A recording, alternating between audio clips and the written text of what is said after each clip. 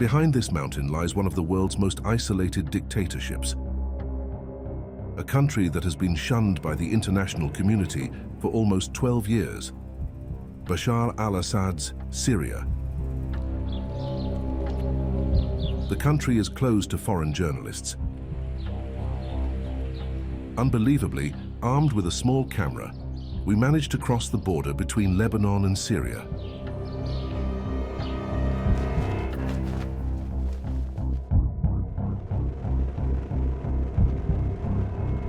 The roadsides were littered with the carcasses of pickup trucks and burnt-out buses.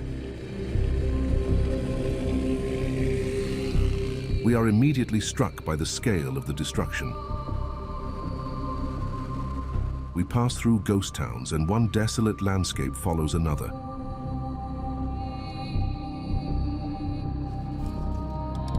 Hundreds of kilometers of concrete skeletons and flattened buildings.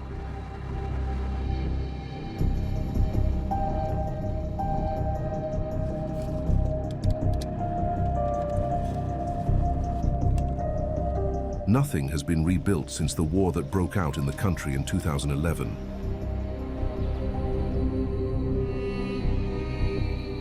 Bashar al-Assad, the man whose name no one dares mention, is everywhere in giant posters.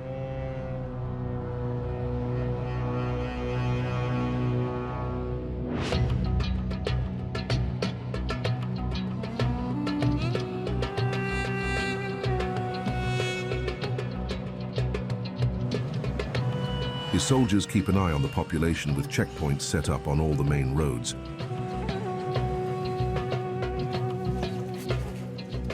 To avoid being spotted, we lower our camera.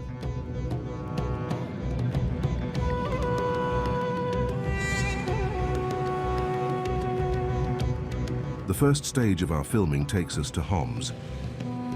Before the war, the city was home to almost 1 million people. Just over half have returned.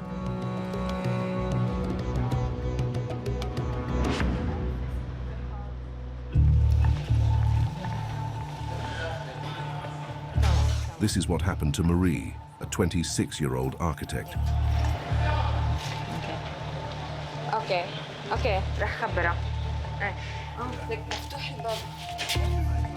She moved to Homs 3 years ago.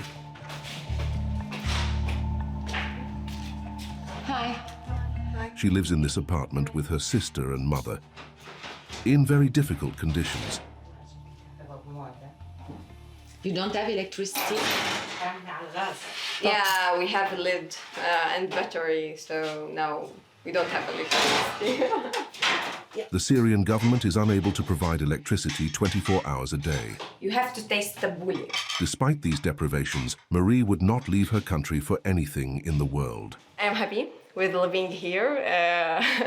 Maybe most of the people are not, but I know my village destroyed and I am moving from place to another. It's hard, it's not easy, but I have, my family here, and I have a very close people who I love, and I can't leave them. إن آخر شيء توصلنا له إنه عنده حبيب أو شيء ما بنعرف.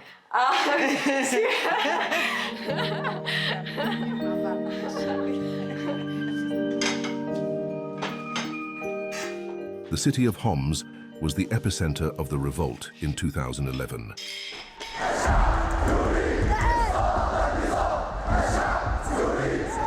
That year, in the wake of the Arab Spring, the Syrian people demanded greater freedom and the departure of their leader, Bashar al-Assad.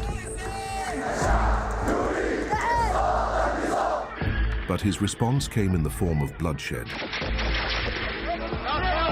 His regime opened fire on the crowd.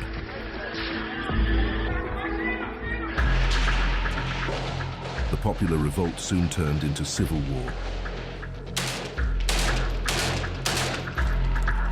The democratic rebels were supplanted by Islamist groups.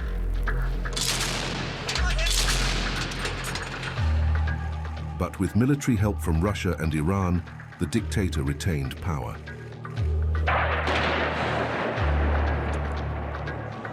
"12 years after the start of the concoct, only Damascus, the capital, has been spared. The rest of the country is in ruins. 90% of Syrians live below the poverty line. The Assad clan, on the other hand, continues to grow richer. Bashar Al-Assad, the dictator's brother, controls the trafficking of captagon, a drug that brings in billions every year for the regime. His wife, Asma, has seized control of all the country's economic sectors. A journey through Bashar al-Assad's Syria, a field of ruins reigned over by a war criminal.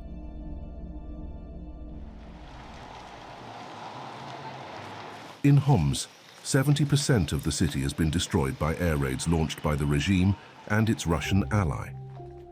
Thanks to her architectural studies, Marie is taking part in the reconstruction.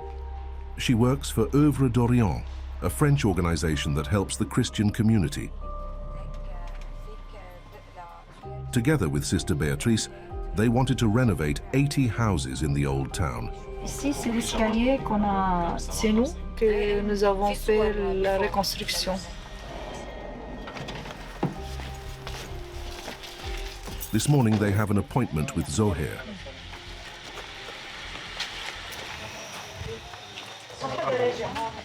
والله الجيران ست شقق عم يحاولوا هون كان في دمار كبير.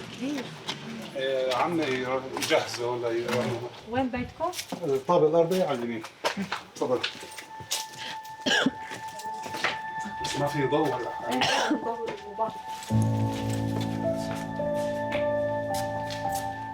At the height of the war, Zohair and his family took refuge with friends living outside the town.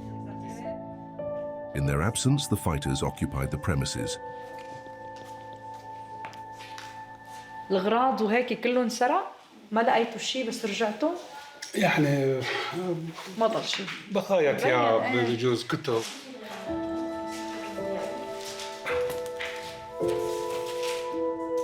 The damage is immense, and Zohair can't afford to pay for the restoration work. The organization is going to finance the renovation. 80 سنتي.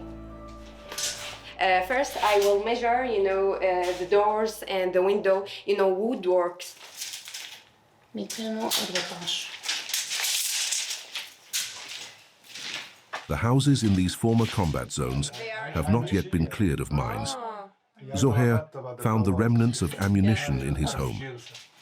حتى فرجيك القذيفة اللي هبطت المناي هي كبيرة؟ هنيك يلا بجيبك. تعال فرجيك تبع الطيارة. خلص يلا ما في. هاي اللي هدمتنا من الطائرات. إلى كمان صار كفايتها لهون. هاي اللي ضربت البلاكين. Everything on the ground floor is destroyed. But upstairs, Zohair has rebuilt his living room with objects salvaged from the rubble. In the middle is this old leather armchair. هاي ذكرى من الوالد. طبعا أي شيء بيعني لنا إحنا هون بالبيت. يعني كله ما بعرف. شيء مؤثر. هاي كمان براضي جزء من أهلنا من غرف النوم. يعني عم حاول أعيد الحياة للبناء هون. لأنه هاي نحن ربينا بهالمدينة وكل شيء نحن غالي علينا وعزيز علينا. انت بين الأنقاض هون شيء ناس. Is this family? neighbours. هاي engagement على فكرة هاي خطوبة. When we see the families, try, to connect to their past and their homes, that mean a lot for us. We feel like we are doing something to them. Our job mean for the family and all of, the area. Despite the scale of the work, Marie and her colleague hope to finish in a few months.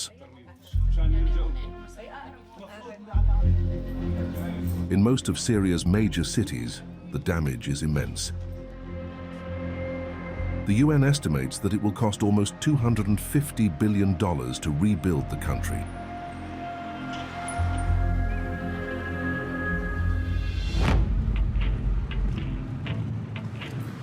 We leave Homs and continue north towards Aleppo,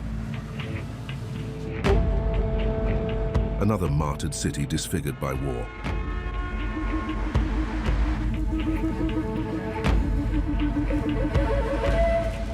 Poverty is apparent on every street corner. Residents have no access to medicines, petrol is rationed, and people queue up to buy bread, watched over by regime soldiers.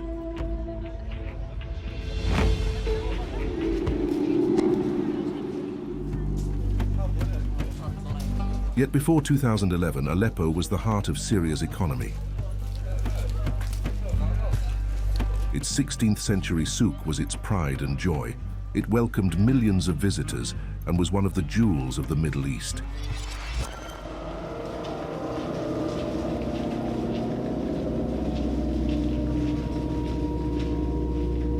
Here's what's left of it, piles of stones.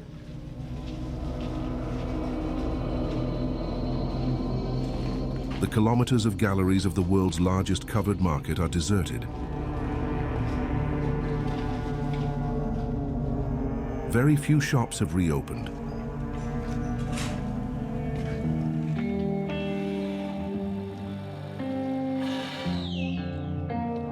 The former industrial estate is also a field of ruins. The few families still living there live on stale bread that they dry.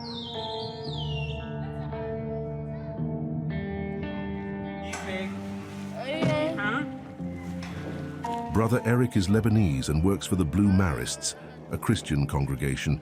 He comes to the aid of this Kurdish Muslim family living in this tent.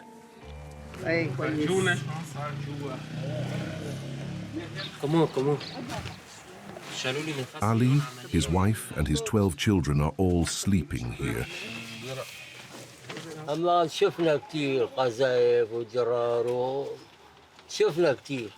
قذايف هيك فوق رؤوسنا طلقات حوالي الحديقة غير أصوات الحديقة ومرة أجتنا طلقة كمان صاب أجر ابني هذا بركبته اي والله والله تقريبا بدك تقول يعني ما اختلف شيء ما اختلف They have taken up residence under this makeshift shelter because on 6th February, a new disaster hit the region.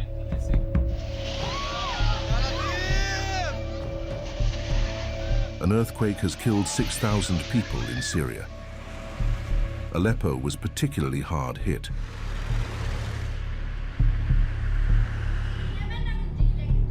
Ali's apartment building miraculously withstood the tremors, but it could collapse at any moment.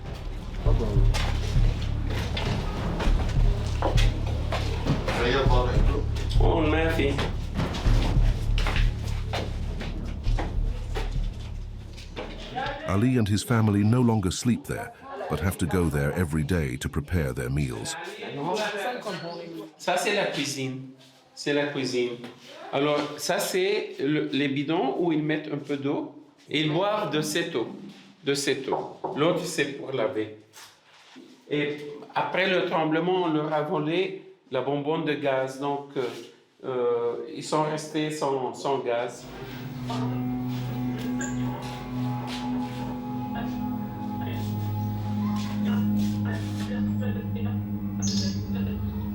Vous pouvez remarquer tout ce qu'il y a. Ici, c'est très dangereux parce que à n'importe quel moment, tout peut tomber.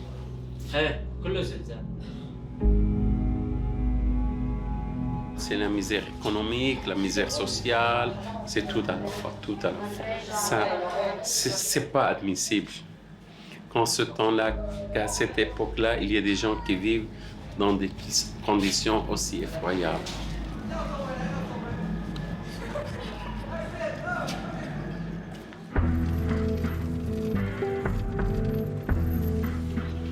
Although Ali's building is still standing, in the East Aleppo district, several buildings already weakened by the war did not survive the earthquake 3 weeks ago.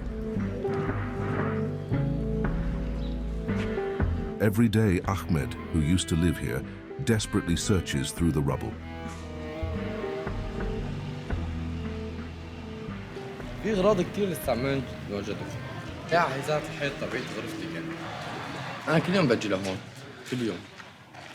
حاولت إنه ألاقي شيء هويتهم أو شغلة إنه ذكرى. His entire family has been wiped out. His mother, sister, wife, and 2 young daughters. هذا الأحرام هذا كان لأولادي. تمينا شي 3 أيام لقيناهم. مين هنن؟ أمي وأختي عمرها 5 سنوات، ووالدتي عمرها 41 سنة، وزوجتي عمرها 21، وبنتي عمرها 5 سنوات، وبنتي الثانية عمرها 3 سنوات. هاي أختي وبنتي. أختي ماسة، وبنتي ناهد، وبنتي الثانية شغف. Like all the victims of the earthquake, Ahmed feels totally abandoned by the Syrian state. In Aleppo, there is no authority in sight. The population is left to fend for itself.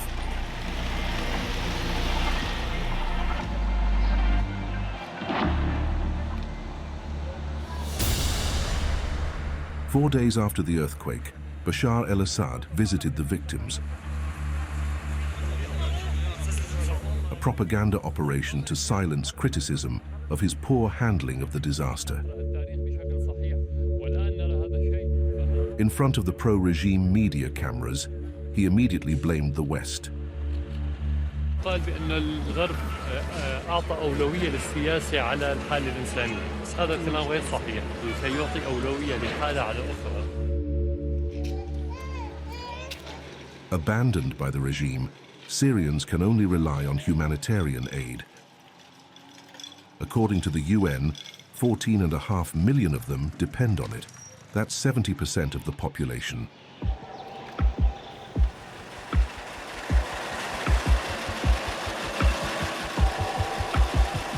This morning, on the outskirts of Aleppo, a lorry loaded with parcels arrives from Lebanon. On board is Vincent Gelot. He works for Œuvre d'Orient, a Christian charity. And even for NGOs, getting to Syria is no mean feat.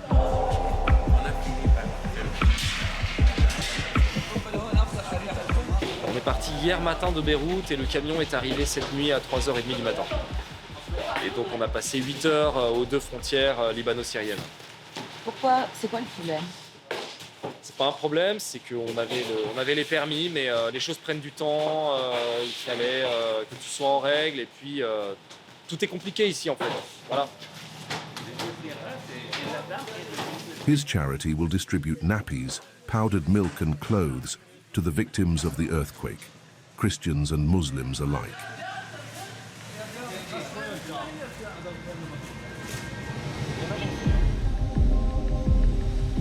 Vincent has been traveling around Syria for 7 years, and in that time, he has seen the country go under.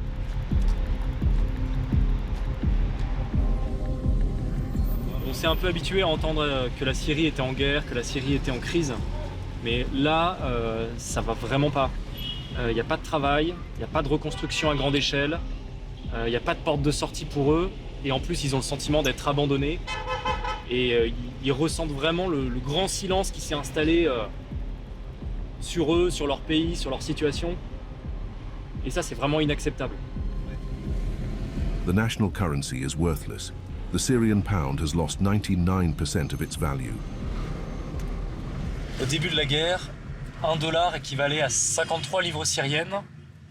Aujourd'hui, c'est 5000 livres syriennes pour $1. Donc on se promène avec des sacs comme ça de billets pour payer une course de taxi, quoi. With Œuvre d'Orient, Vincent finances economic projects. In the center of Aleppo, he visits a small craft business that is trying to relaunch its activity.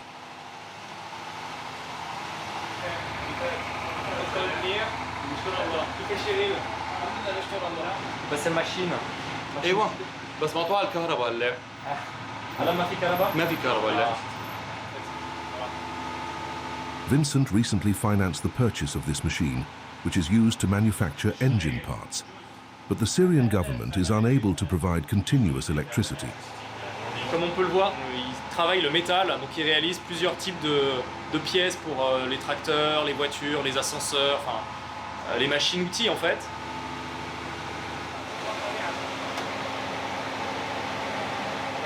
In addition to infrastructure problems, Syria is suffering from a lack of skilled labor. Most Syrian graduates have gone abroad. Donc la grande majorité des Syriens qu'on voit vivent sous le seuil de pauvreté. Il y a 95% de la population qui est pauvre. Donc aujourd'hui, toute j'ai envie de dire l'élite de ce pays est partie, a quitté le pays. Et donc voilà, donc ne reste que ceux qui essayent de survivre dans cette situation, sans électricité, sans travail parfois, sans médicaments, La situation est très dure. We continue our filming near Damascus, the Syrian capital. Surprisingly, the city is still standing. Still under the control of the regime, it has been spared the fighting.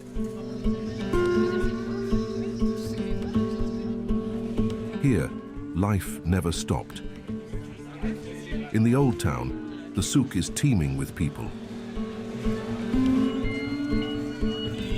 Visitors come to admire the famous Umayyad Mosque, which dates back to the 8th century. This multi-faith city is Bashar Al-Assad's stronghold.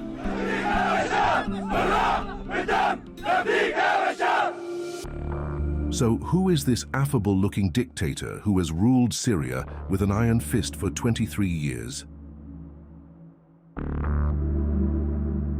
Bashar is one of the 3 sons of Hafez al-Assad, the tyrant who ruled the country between 1970 and 2000.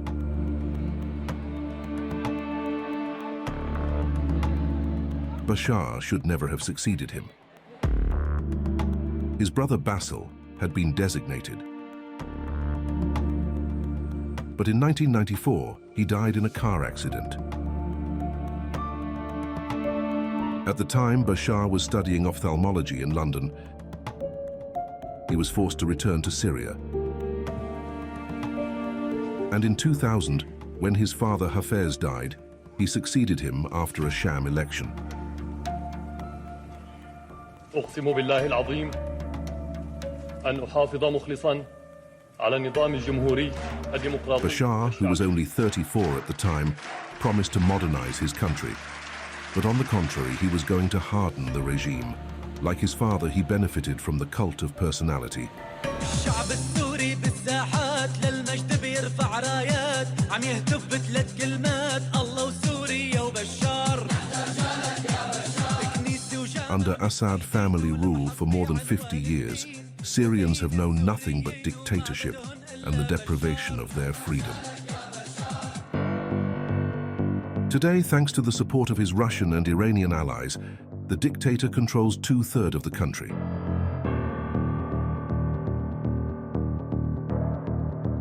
Syria is fragmented.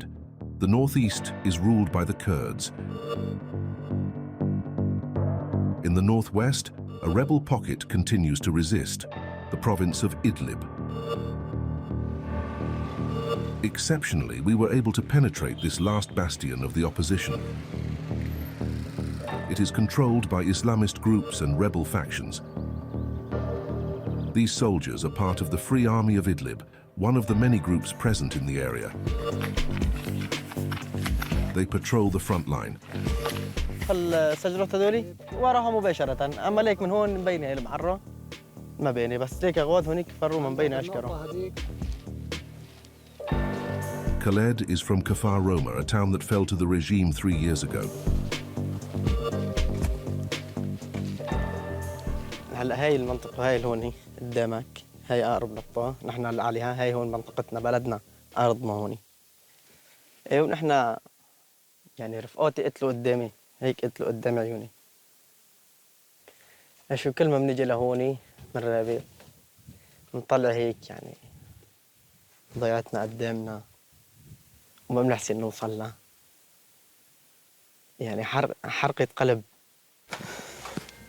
Despite a ceasefire agreement 3 years ago, the truce is fragile. The province of Idlib is regularly bombarded by Bashar's regime and its Russian ally. As of the 25th of June, 13 people have been killed. These strikes, which mainly kill civilians, strengthen Khalid's determination.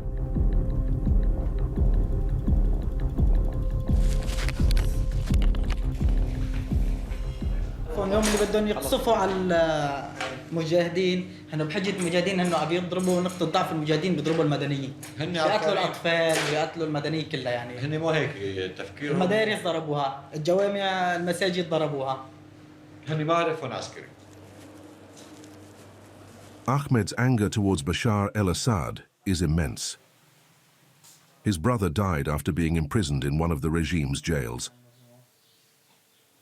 لأنه خنزير، هو جاي بده يقتل وبده يستحل وبده يهجر وبده يأسر. بدك يعني ما أحقد عليه؟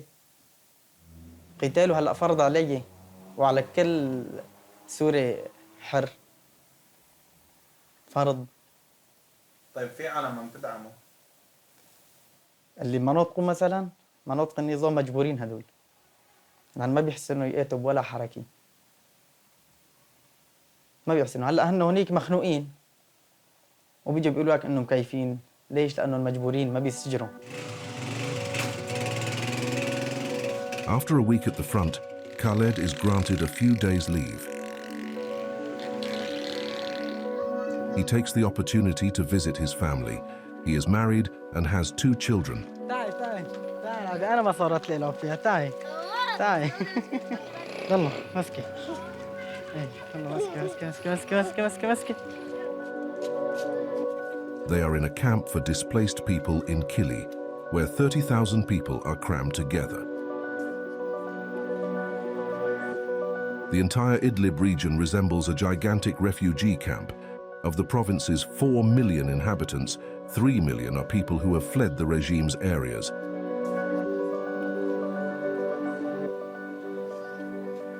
نتمنى نرجع هيك على البلاد، ترجع أولادنا هيك على المدارس، ربيوا في هالمخيمات وفرض علينا القتال. يعني العدو كان جاي علينا، هو جاي ينتهك أعراضنا وجاي بدي يقتلنا، وانفرض علينا القتال وطلعنا قتلناه وتهجرنا يعني. The province of Idlib is dominated by an Islamist rebel group, HTS. Hayat Tahrir al-Sham.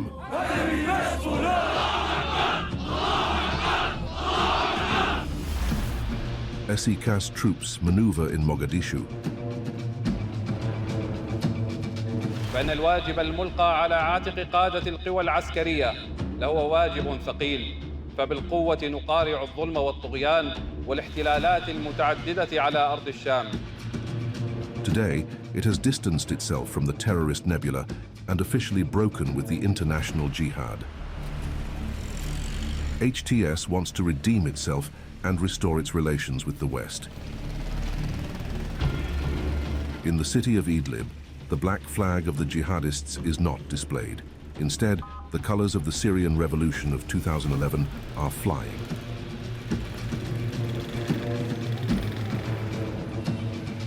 In the streets, although many women cover their faces, it is not compulsory. And in public places, the mixing of men and women is tolerated. Idlib has become a refuge for more than 100 French jihadists, as well as many foreign fighters. Aslam Chakbanov is Russian and joined Syria in 2015 to fight in the ranks of an Islamist group. هذا شو؟ جري.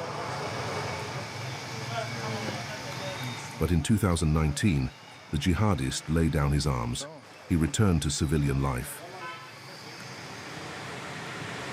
خليها من هلا لبكره من احبسها بالكيف من هلا لبكره. Aslam is out shopping today, just like everyone else. Unlike in the regime zones, there is no shortage of goods in this supermarket. The stalls are well stocked. Most of the products come from neighboring Turkey. صلمون لازم صلمون. فيليه مو نفس السلام. مو ما لقينا وصلنا. The former jihadist is desperate for fresh fish because he has become a restaurateur. He runs the only sushi restaurant in the city, Sushi Idlib.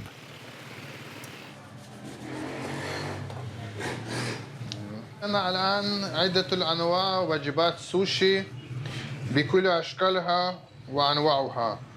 أحد منها الذي نحن الآن نفعله هو السيزر مع الفروج. هو الآن يسوي لنا الوجبة بالسوشي باسمها السيزر. يعني عم يشتغلوا هون معك بالطباخين من المحل؟ نعم. في معك سوريين أو كيف؟ لا هنا هم من داغستان شباب. هذا الشاب كان يشتغل في مطعم ياباني في روسيا بأكثر من 10 سنين. تعرفت معهم بجبهات القتال. جبهات القتال يجمع الناس من كل أصناف يعني بتلاقي فيها كل شيء. حد منهم معنا مسافر وثقافي وكتب رسالة للدكتورة وهو سوشي معلم في السوشي والثاني. Like him, his former brother-in-arms has swapped his Kalashnikov for an apron and kitchen knives. مع ذلك مع الأسف الشديد ما نعرف إلى الآن يسمونه بالإرهابيون يعني في كل العالم كما يقول المتطور ولكن ما له علاقة بالإرهاب ولا شيء يعني. أي علاقة السوشي بالإرهاب ولا نفس الشيء يعني كان هناك من اليابان. Despite its efforts at normalization, Hayat Tahrir al-Sham remains classified as a terrorist organization by the United States. In Syria, the concoct is dragging on and profoundly destabilizing the region. It is spilling over into neighboring countries. Since 2011, 7 million Syrians have fled abroad, making it one of the biggest refugee crises since the Second World War. Nearly 2 million of them have settled in Lebanon. Khor, a border village with a population of 5,000, now has 33,000 Syrian refugees. Tensions are mounting. Bashir Matar, the mayor, is obliged to police the village.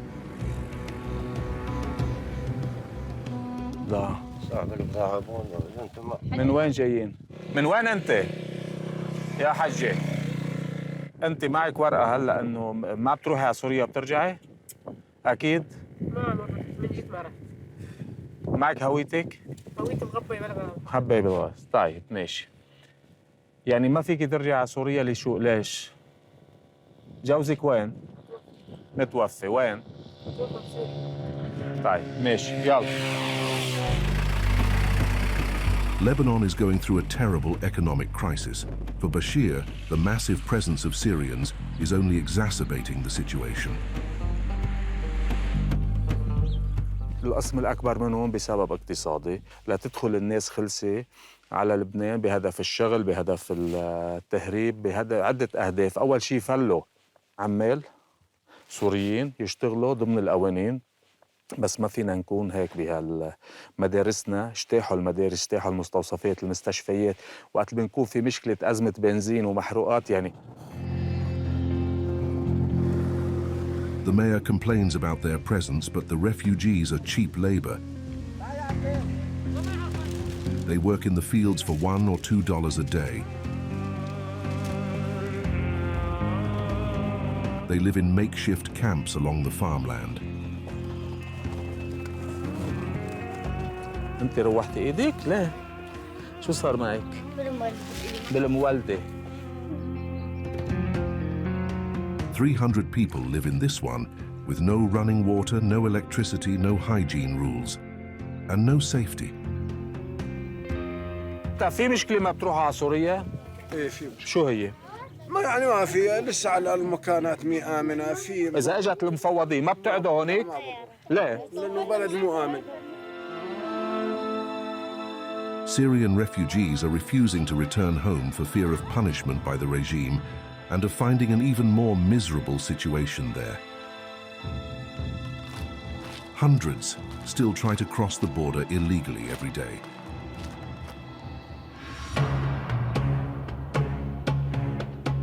They pass through this mountainous area.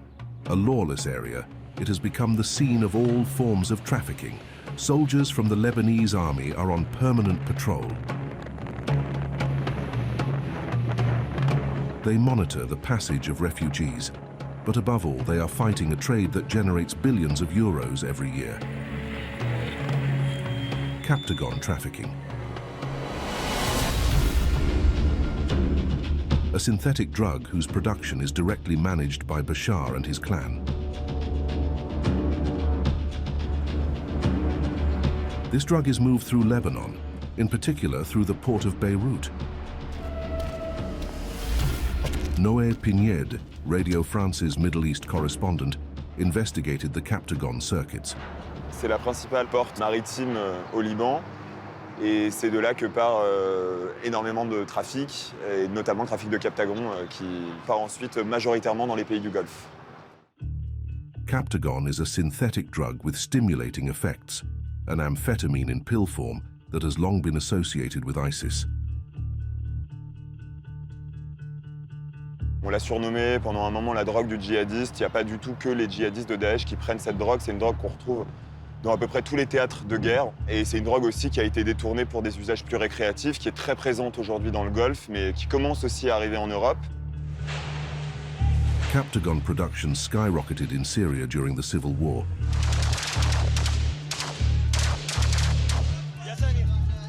À la base, la Syrie est un pays qui produit des médicaments.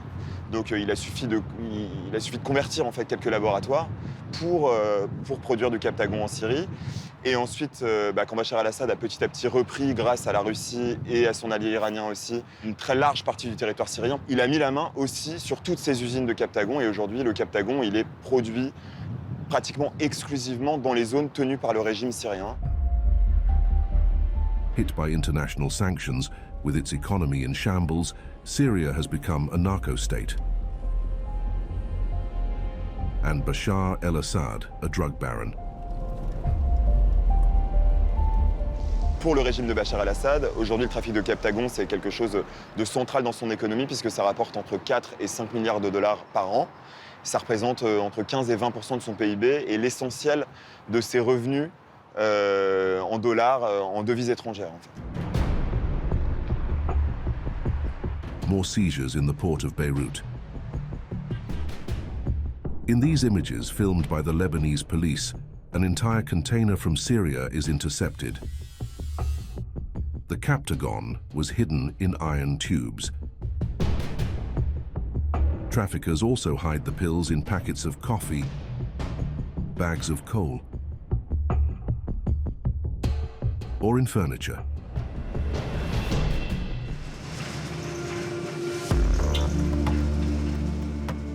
In Beirut, on the premises of the internal security forces, the fight against this drug has become Colonel Joseph Amsalam's priority. بلبنان واذا ما نشوف من 2017 لهلا تقريبا حوالي ال 243 مليون حبه، بالتالي اذا بنشوف المضبوطات بس نحن ضبطناهم عم نحكي بحوالي عم نحكي ب 10 مليار دولار تقريبا المضبوطات على الاقل. Investigators from the Criminal Investigation Department are hot on the trail of a trafficker operating on Lebanese soil. The dealer has more than 300 customers and has found a way to multiply his profits. وبيحاول انه كل شخص عم يعطيه حشيشه او ماريجوانا يحط له بقلبهم حبه كابتاغون. هيدي الحبه بتكون هديه كادو. الغايه منها هيدي انه هو يتعلق بالكابتاغون منشان بعدين يقدر يكون هو سكه كابتاغون. قد ما هي هيدي الشغله فيها ادمان. The police SWAT team goes to his address to check out the scene before the arrest.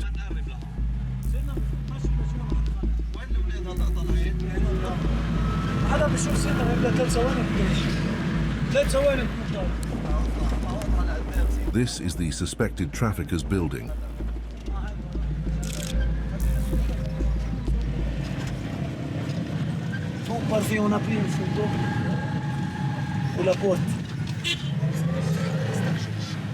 The SWAT also uses a drone to photograph the surrounding area.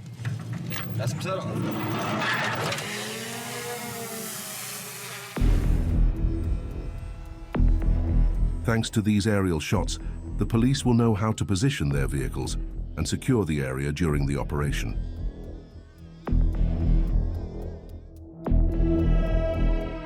They will make the arrest a few hours later, in the early hours of the morning.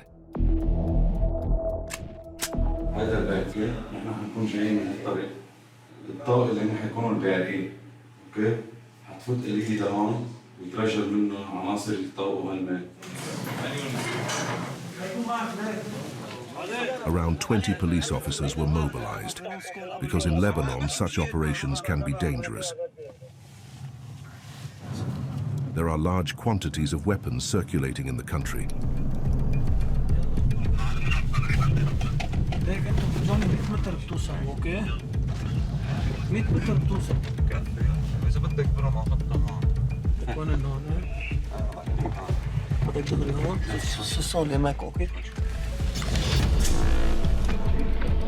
In total silence, the police enter the upper floors. Then they break down the door to the apartment.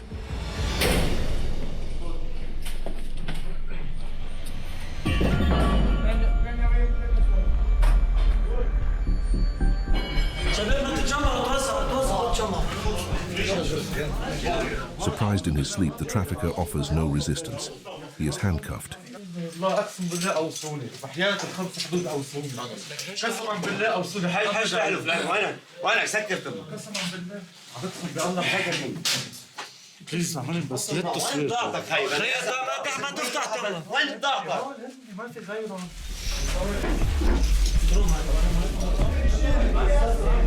The police search the entire apartment.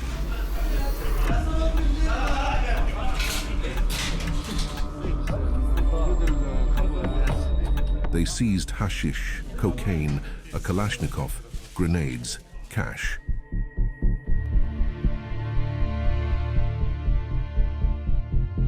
However, there was no trace of Captagon. The police suspect that he may have hidden it in another hideout. Their investigations will continue.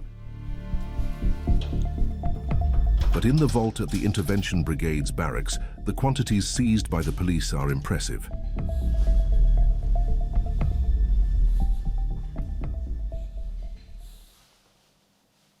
هودة تقريبا حوالي 5 مليون حبة من الكبتاغون. ممكن يوصل سعر الحبة الوحدة لقيمة $20 في حال تم صار في نجاح بأنه توصل للبلد اللي لازم توصل له. يعني مثل ما عم تشوفوا هون بتضرب 20 ب5 مليون، عم نحكي تقريبا بال$100 مليون. At the height of this lucrative trade, which is said to generate between $4 and $6 billion a year for the Syrian regime, is one of the people closest to the dictator, Bashar Al-Assad, his own brother, Maher al-Assad. A powerful military leader with a sinister reputation. Maher al-Assad, il est à la tête de la 4e division. La 4e division, c'est la troupe d'élite du régime de Bashar al-Assad. C'est composé d'à peu près entre 10 et 15 000 hommes, et le Captagon a au départ servi à payer les soldes de ces hommes. Maher al-Assad, c'est un criminel de guerre qui est poursuivi pour crimes contre l'humanité dans différents pays, notamment la France. C'est avant tout un militaire, mais c'est devenu un baron de la drogue. Syria has become a narco-state, ruled with an iron fist by a family clan. Alongside Bashar and his brother Maher, there is also the First Lady, Asma al-Assad. President of Syria and Mrs. al-Assad. Before the war broke out, the dictator's London-born wife was admired and held up as an example in the West.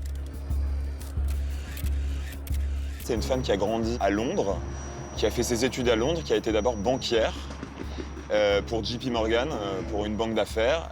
C'est la vitrine du régime assez rapidement parce qu'elle est très jolie, elle est glamour. Dans la presse internationale, elle va devenir une personnalité aimée. Elle est dans Vogue America, on titre Une fleur du désert, une magnifique photo d'Asma Al-Assad. On est en février 2011. 3 semaines après, la guerre civile syrienne commence. Et cette fleur du désert va devenir la femme du sanguinaire, la femme du dictateur, et elle va rester à ses côtés jusqu'au bout. Et donc on sait qu'elle soutient le régime, qu'elle soutient sa répression.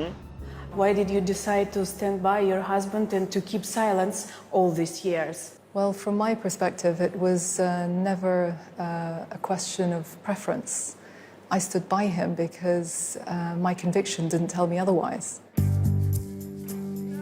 Today, Asma has become the most powerful and wealthiest woman in Syria. She has a stranglehold on every economic sector. Asma El-Assad va, en bonne banquière, assez rapidement devenir l'argentière du régime. Donc elle va mettre la main sur les télécoms, sur l'immobilier, sur les banques. Elle va tout contrôler. Worse still, she'll go as far as to use force to get what she wants. Elle va en fait enfermer les hommes d'affaires syriens en 2019 dans un hôtel, dans le Sheraton à Damas, et les forcer en fait à lâcher leur business pour contrôler en fait toute l'économie syrienne. Et aujourd'hui, elle est à la tête d'un empire économique. A ruthless and corrupt businesswoman, Asma Al-Assad, is also accused of being complicit in the war crimes committed by her husband. In particular, those committed in August 2013 in eastern Ghouta. The regime's chemical weapons caused the deaths of 1,500 people in this suburb near Damascus.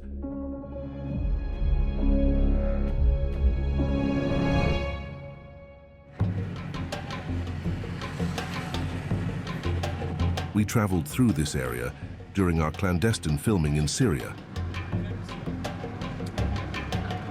It's a desolate place, just like everywhere else in the country. Except Damascus, the capital. Here, the preoccupations of young people oscillate between the desire to forget the war, the desire to get by, and the daily grind. In the central district of Bab Touma, we have an appointment with a young architect. Selim is 23. He lives in a flat share in this large apartment. I have 3 roommates and the house owner, the home owner here, this section. That's my smallest room. It's the biggest one here. Selim moved to Damascus 3 years ago, where he is studying architecture. Some of his family are still in Homs, his hometown. My grandfather, my mom and my sister, my father. His father died during the civil war. He was one of the 300,000 victims of the regime. He is killed by a bomb in our balcony in our home in 2016. To finance his studies, Selim works a few streets away in old Damascus.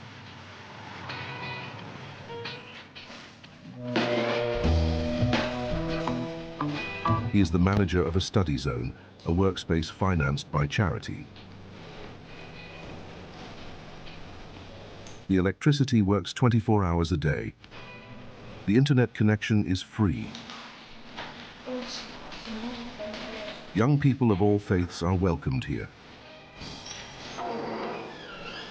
But in Syria, unemployment affects 50% of young people. Many people at the center dream of going elsewhere, like Ribal, 25. Recently, I studied German, Deutschland Sprache, because I want to travel to Deutschland. We are going all abroad. We think that. Why?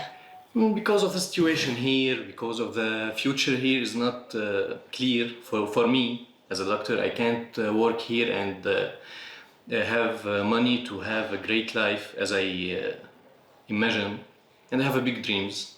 I think here it's something hard to do.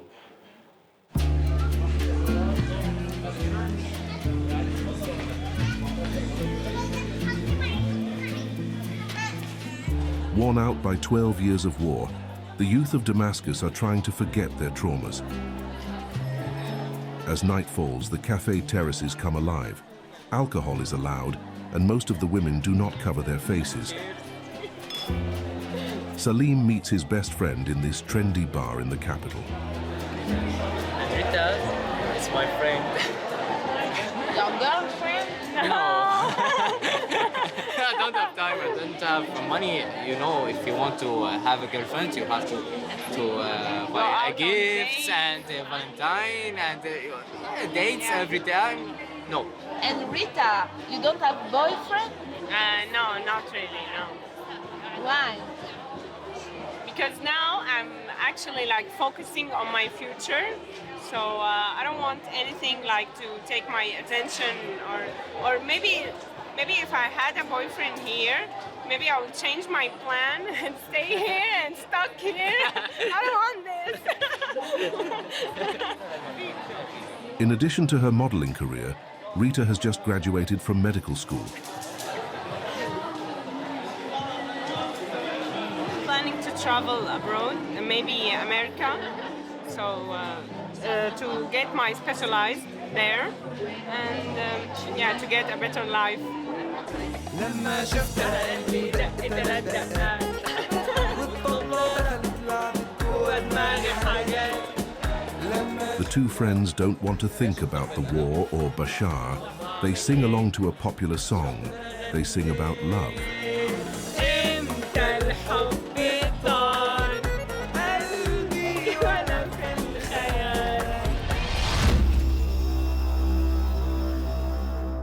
Despite hundreds of thousands of deaths and accusations of war crimes, Bashar al-Assad has rejoined the Arab League after 12 years of exclusion. A return to the international stage that strengthens the dictator and sounds the death knell for his people's dreams of freedom.